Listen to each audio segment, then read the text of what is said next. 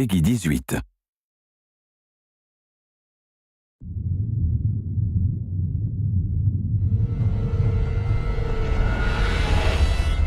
Hey everybody, Zachary Levi here in downtown San Diego at Comic-Con, more specifically at Nerd HQ, which is the epicenter of all things Tomb Raider. The anticipation is building as the team from Crystal Dynamics continues to say that this could be the game of their careers. Today we're going to dig a little bit deeper into the story with some of the key writers and designers who are brave enough to tackle the origin stories of Lara Croft. These are the final hours of Tomb Raider.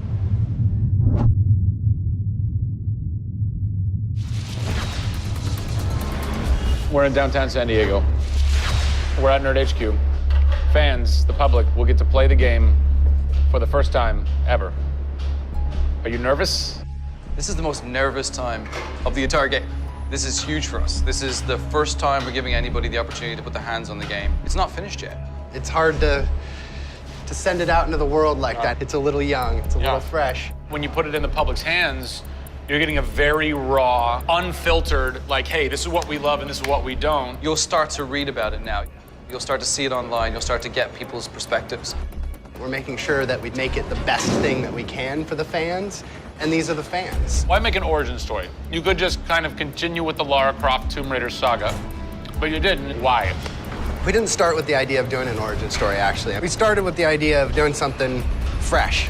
There haven't been very many games that have the opportunity to go back and tell the true origin story. There is very few games like this. In the history of the Tomb Raider franchise, there has not been a female lead writer until now, Rhianna Pratchett. For me, I didn't think of it like we needed a female writer to do that. Rhianna just nailed it.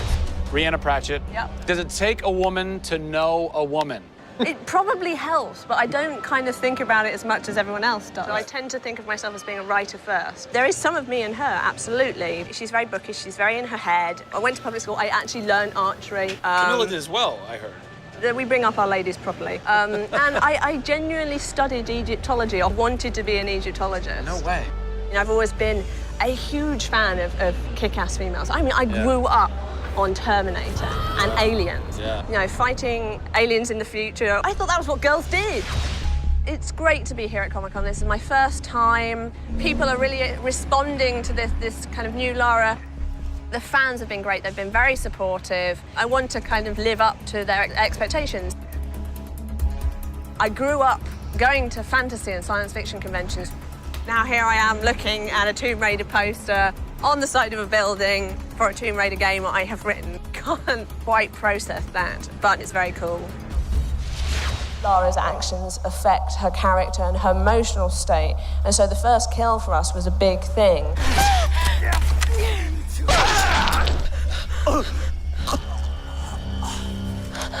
It's not comfortable to watch, and it shouldn't be.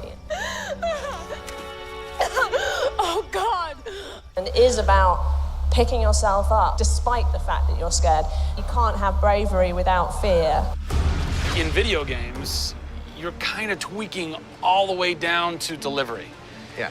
Blessing or curse. Games development can be quite harsh on narrative. You know, you can lose levels or characters. You have to be amazingly flexible. When is the script finally finished? You get insight when you see it through your audience's eyes. Yeah. So once the story gets to a point where we can start sharing with people, where we can start putting it on the screen, then we start to understand, are people getting from it what we want them to get from it? The feedback is that it's really fulfilling our primary goals of delivering a story that introduces people to a Lara Croft, but also just takes them on an amazing adventure.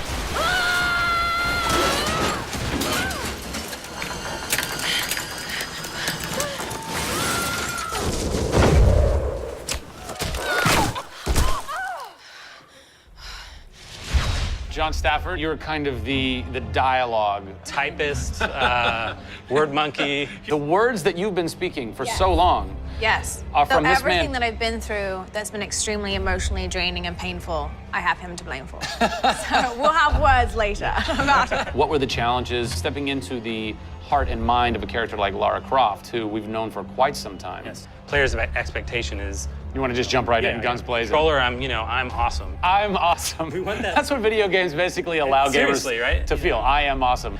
Challenge for me is to show her vulnerable. We're shipwrecked on an island inside the Dragon's Triangle.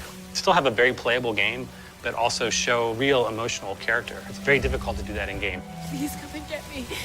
You can do this, Laura. When you have really extreme circumstances, you have really extreme emotions.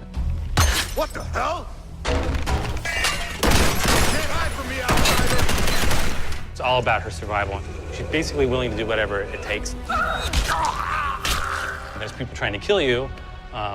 You know, things are really extreme. Listen, I'm gonna get you out of there. I promise. I promise. I didn't want any lines to sound gamey. There was a good collaboration of making sure that really that didn't happen. That's very difficult writing, you know? How do you write a line that isn't just like, I should go there? Yeah. You know?